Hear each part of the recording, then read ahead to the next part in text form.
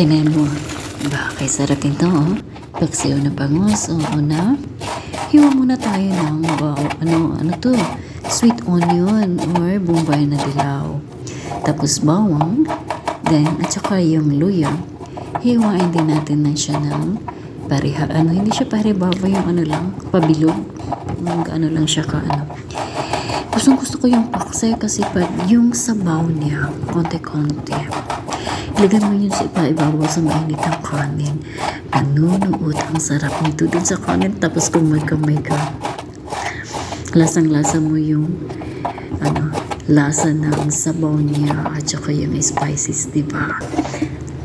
Tapos itong gulay na talong, hindi ko na siya nabidyohan sa paghiwa, no? Yan, lagay na natin siya dyan. Tapos yung meron lang akong 4 na piraso ng hiniwa na bangus kasi may nabili ako sa tindahan na 3 piraso. Pinahiwa ko siya doon sa supermarket na siya, tsaka ginawa ko na siyang by portion na ito yung pang sinigang, pang paksiw, at saka yung pang ihaw. Ganun ba? Estilo na din kung kailangan niya. Kung konti lang kayong pamilya. Kami, 3 lang kami eh.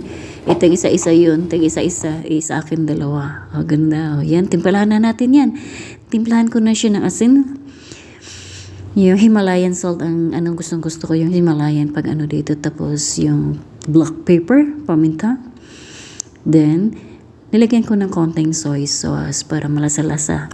Tapos, pagkaluto niyan, lagyan nyo ng oil, yung mantika sa baboy. Meron akong pinapilituhan dati sa Then, yung vinegar. Yan, natakpan natin siya.